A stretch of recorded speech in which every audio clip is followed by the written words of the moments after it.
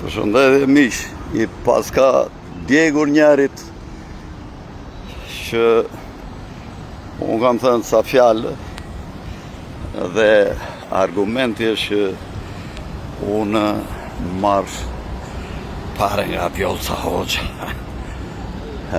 Okej. Se kur thua diçka duhet edhe ta vërtetosh.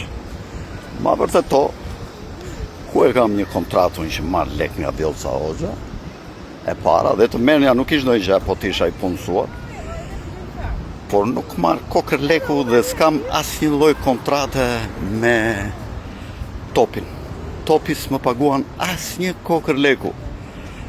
Në qoftë se gjen një provë që unë kam marrë një kokër leku nga Topi, si Top, atëherë unë vi dhe I kërkoj falje kujtdo që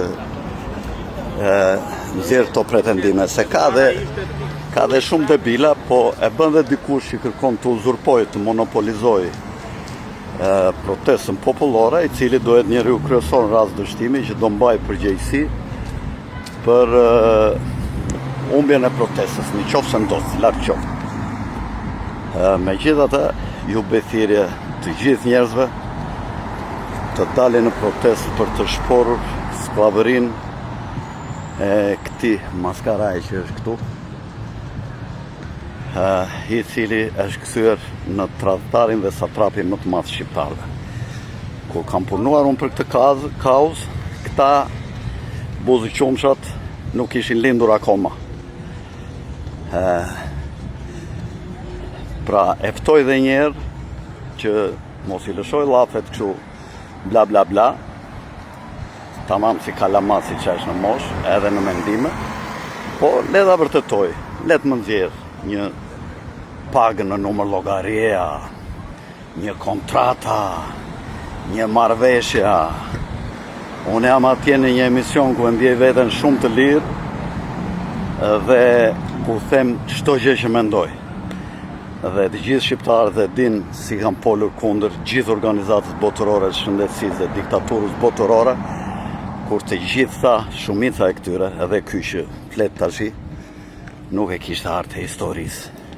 Dhe kam dalë dhe kam bërë protesta me 1000 veta, me 1500 veta, me 2000 veta, që kemi dalë në kohën e lockdownit për të shkatruar diktaturën që buri ky në bashkëpunim me diktaturën botërore.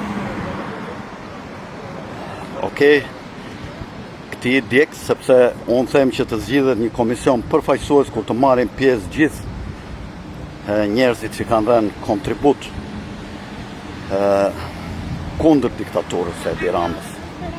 Njerëz përfaqësues me integritet dhe që gjithmonë I kanë bërë opozit prej 13 vjetësh.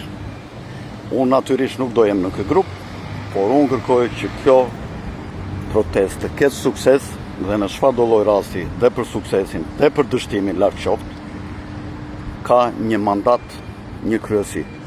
Por në qoftë se kjo protestë do të dështoj, këta që dalin kundër me do të ngelen me njollë turpi në historinë e Shqipërisë. Dhe gjithmonë kam luftuar që të dalë një komision përfaqësimi me 21 veta ose 19 veta, me një kryetar një avor ose zëdhënës një avor, I cili të drejtoj rregullat e protestës mbi bazën e vendimit që do të marrë ky komision. Këta nuk e duan këta, sepse duan ta uzurpojnë dhe ta kontrollojnë këta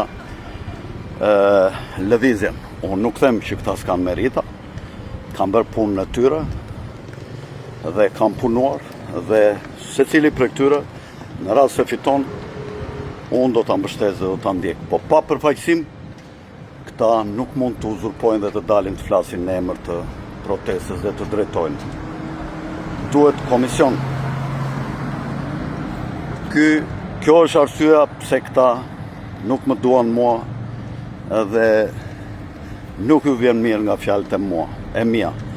Unë nuk do të jem asnjëherë atje në ato kryesimet, por unë do të jem mbrapa kësaj proteste gjithmonë, do të jem pjesëmarrës në protestë sa herë ta shikoj të nevojshme dhe sigurisht sigurisht do t'ju bëj thirrje ashtu siç po i bëj edhe këtu të gjithë njerëzve që të gjithë në shesh për ta rrëzuar këtë regjim kleptokratik dhe tradhtar të njeriut më të ndyrë që ka pasur në historia shqiptare të Edi Ramës.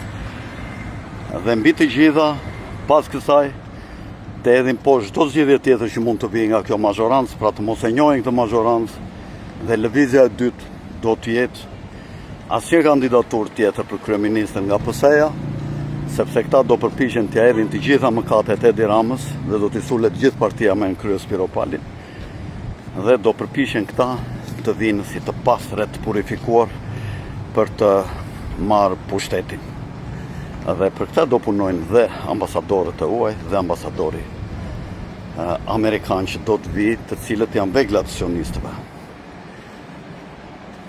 Unë mendoj që s'duhet të ndryshohen parollat kryesore, është Shqipëria e shqiptarëve, tek e tradhtarëve.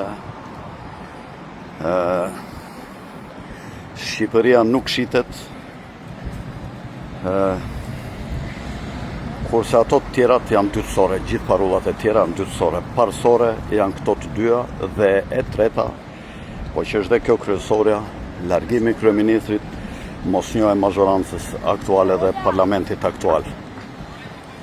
Kalimi në qeverisje teknike nëpërmjet shtrëngimit me numrat e mëdhenj të protestës dhe mosbindje civile dhe krijimi një asamblee kombëtare për të ndryshuar kushtetutën në shumë pika decizive dhe me president nga populli për të vendosur ekuilibrat në qeverisje ku kryeministri të mos jetë mbret. Këto janë ato që kërkoj unë, të tjerat prallat me mbret që tregojnë ca vjarë, nuk më bëjmë përshtypje fare. Janë kalamajt e mi, janë fëmijët e mi, aq din.